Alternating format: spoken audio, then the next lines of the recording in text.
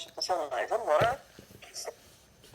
Senhor, nosso Deus, nosso Pai, obrigado, Senhor, pelo dom da vida, por tanto conhecimento, Senhor, que a Igreja Adventista tem proporcionado a nós por meio da Tua serva, por meio da Bíblia.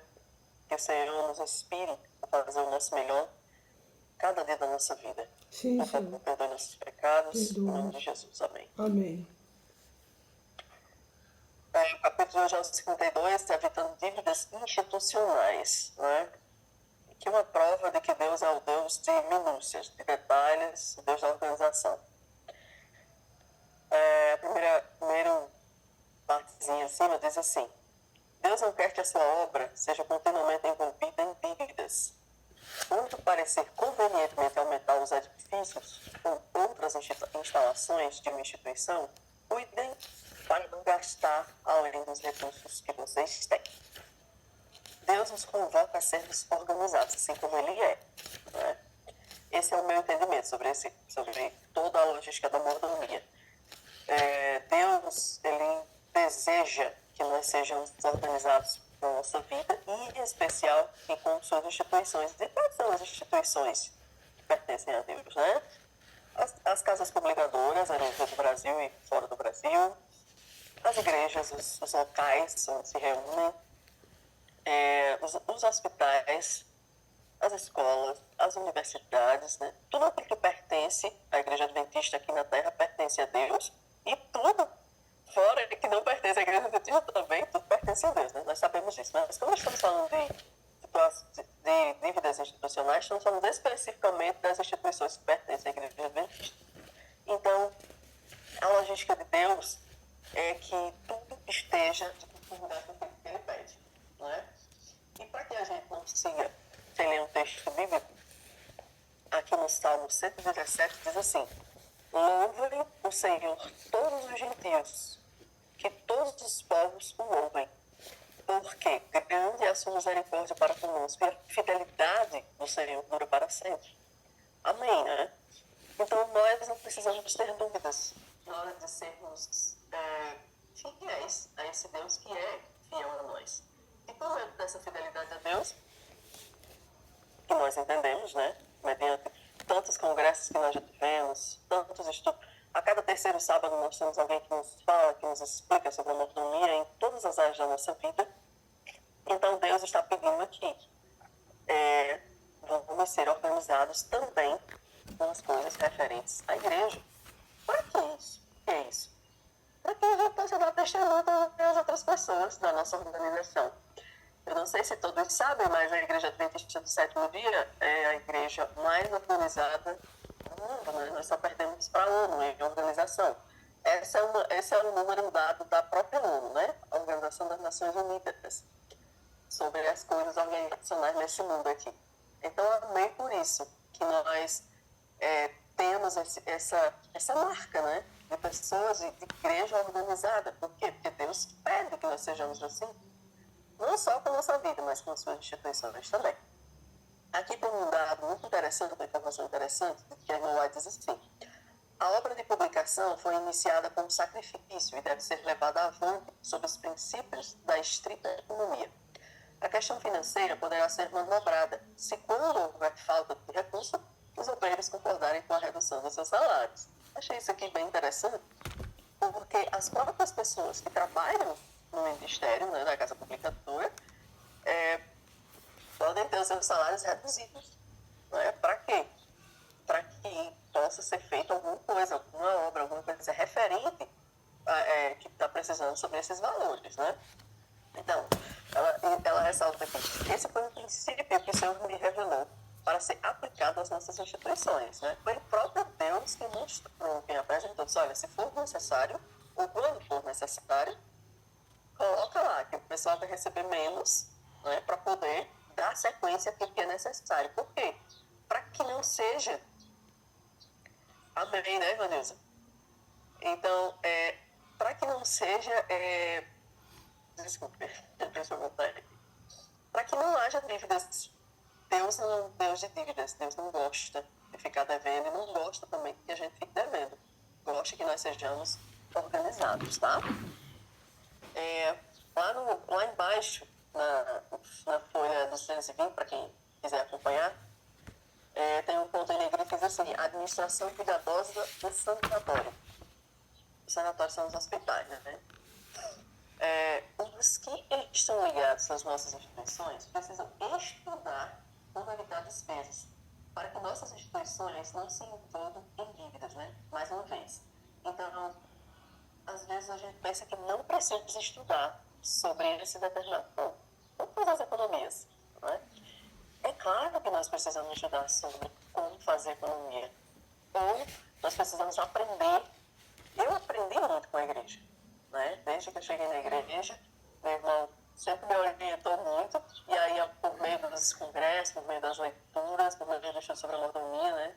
Eu fui a pessoa da mordomia de Bela Vista há uns 8 anos, então a gente vai aprendendo na prática, e claro, se tiver alguém do nosso lado que nos ensina também, né?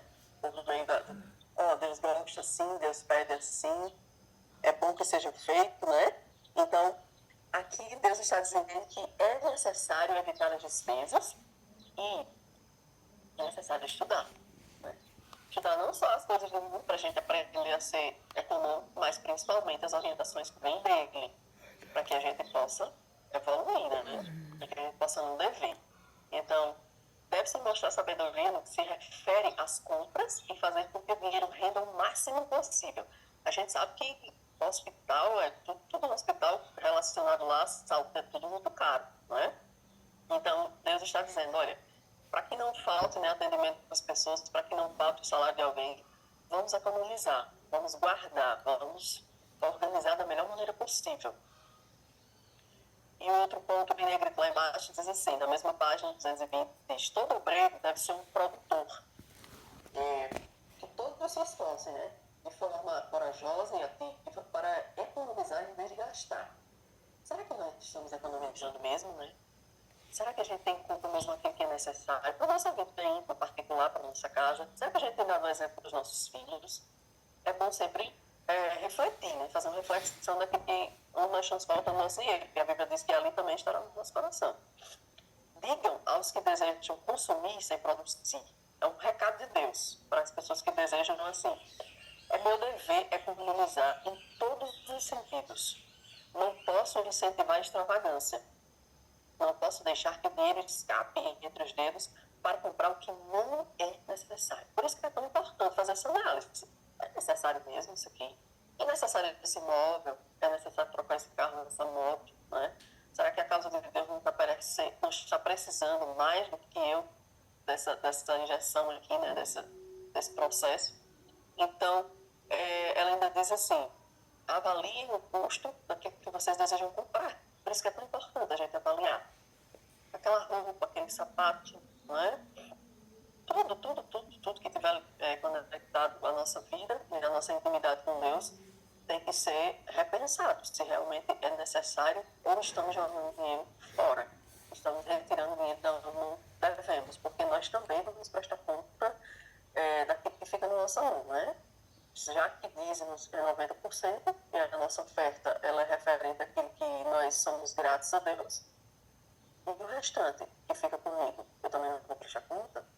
A Bíblia diz que sim. Então nós vamos prestar conta de tudo aquilo que passar por nossa mão referente a todas as coisas, né? O nosso tempo, o nosso talento, todas as coisas requerem uma maior atenção sobre nós que dizemos, afirmamos que somos servos de Deus, né?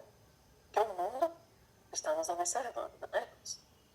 Então, aqui mais embaixo, na página 221, diz assim, no terceiro parágrafo: os diretores de nossas instituições precisam ser cuidadosos e prudentes. Não devem empregar grande número de funcionários, a menos que haja real necessidade.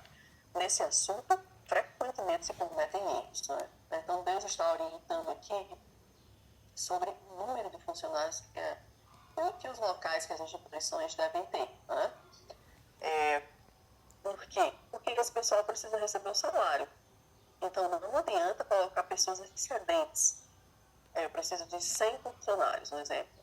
E aí eu tenho 120. Então, onde é que eu vou tirar o valor X que os 20, além disso aí, vão precisar receber, né? São pessoas que trabalham e precisam receber suas remunerações. Então, é bom é bom prestar atenção, o que entra, o que sai, né? É bom ter todo um controle. Com certeza, eu acredito que, já que somos a igreja mais organizada, né, que a Terra tem, eu não duvido que todos os preceitos de Deus sejam devidamente cumpridos, né, nas casas publicadoras e nas demais instituições. Os empregados fazem parte da instituição. Os funcionários de nossas instituições precisam agir como se fossem parte disso, né? Parte da empresa. Não devem pensar que precisam apenas trabalhar durante certo número de dias ou horas, né? Cada dia. Em casos de emergência em que houver necessidade de auxílio extra, devem atender de maneira voluntária e com alegria. Achei bastante interessante isso aqui, porque eu acho que deve ter alguma coisa específica, né? Alguma cláusula para quem vai trabalhar na casa publicadora, por exemplo. Então, hoje aqui na Terra, né, nos direitos humanos aqui do negócio, é necessário que você trabalhe, mas que depois você recebe em horas extras, em valores. A empresa decide quando você vai receber de volta, não é uma coisa entre você e a empresa. Mas aqui está dizendo que é uma forma voluntária. Por exemplo, se for necessário na casa publicadora trabalhar 1 hora a mais para que uma demanda seja respondida, né, atendida, os irmãos vão entender como um trabalho que está fazendo para quem? Para Deus. Vão entender que é como se ele estivesse depositando ali, não é, no banco do céu, com certeza. É assim que me chama a atenção aqui. Então, Cristo disse, recolher os pedaços que sobram, para que nada se perca, né? Todos os que desempenham uma parte qualquer em nossas instituições devem dar ouvidos a essa instrução. Cuide para que não haja desperdícios de bênçãos espirituais e temporais que o Senhor provê. Não devemos jogar fora aquilo que o Senhor provê. Sobrou, vamos guardar. Vai chegar o momento de usar novamente, que vai ser necessário, não é? Então não vamos jogar fora, irmãos. Vamos aprender a economizar. É bem interessante, né? Que o próprio Cristo fala isso, né? Está lá na Bíblia. Todos que têm o livro têm aí o texto. Então, os educadores precisam aprender a fazer economia e ensinar aos auxiliares. E por preceito e exemplo, os pais devem ensinar aos filhos. As famílias, se a gente for fazer uma pesquisa, né, sobre como é que anda aí a saúde financeira do povo brasileiro, tá horrível. Tá péssima, tá todo mundo devendo, tá todo mundo comprando que não deve, que não pode pagar. Tá um caos, né? Se nós formos lá no CDL e ver lá as situações, as reportagens são as piores possíveis. Mas essas são as famílias, vamos dizer, que não conhecem a Deus, parte delas, né? Mas não é para ser assim na nossa família, na nossa casa. Por quê? Porque nós temos as orientações de Deus. Então não é necessário. Não sejam preguiçosos, lá no 222. Deus orienta que as pessoas sejam ágeis aqui nesse ponto, tá certo? Todo mundo que presta serviço tem que fazer curso, aprender para fazer mais rápido, tá? Outro ponto aqui é a economia da administração da escola. Deus orienta que seja cobrada uma taxa, né? E que essa taxa ela pode ser aumentada no sentido das mensalidades, né? Escolares, nas universidades, nos locais que temos aí, que a igreja tem. Então, aqui na página 222 diz assim, cobre-se um preço mais elevado pelos privilégios escolares dos alunos e ponha-se na administração da cozinha pessoas que saibam poupar e economizar. Novamente ali, né, nós temos que economizar, nós temos que nos organizar para poder, até na própria escola está orientando aqui para alguém que conhece e sabe o que tem que ser feito na cozinha. Porque para não gastar demais e no final destruir, né? Outro ponto interessante são os alunos devem cooperar. Alguns vão falar, teremos menos alunos, né? Pode ser, mas os que tivermos valorizaram o tempo, tiveram a necessidade de trabalho esforçado para que se qualifiquem para as vagas que devem preencher. Até esses assuntos devem ser levados às pessoas que frequentam a sala de aula das nossas universidades e das escolas. É interessante essa explicação, porque nas escolas seculares não vai se encontrar esse ponto aqui, a ser discutido com os alunos, né? É bem interessante.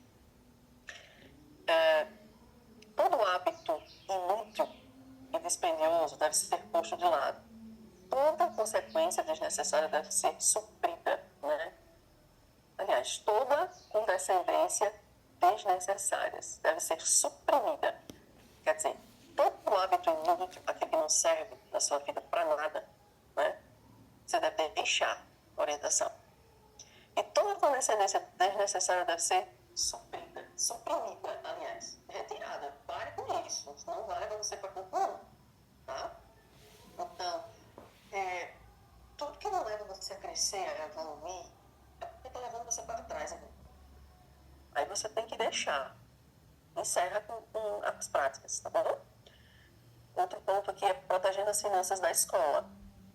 A verba da escola não deve ser retirada, mas todo o esforço deve ser feito para aumentar a atividade do colégio. Aquelas a quem foi confiada a administração das finanças de nossas instituições educacionais não devem permitir nenhum descuido no gasto por dinheiro. Os nossos diretores têm que entender a economia.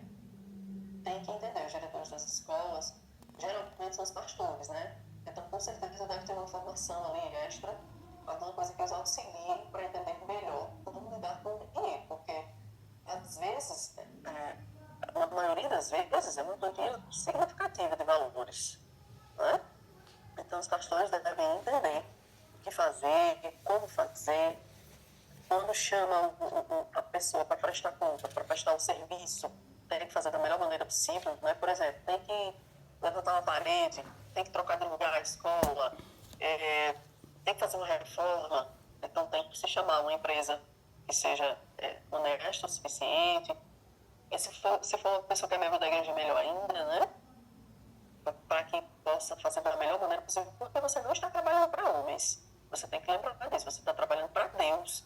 Então, não pode ser de qualquer forma, não pode ser qualquer material. Você tem que pensar isso enquanto servo, né? Quando você é servo de Deus.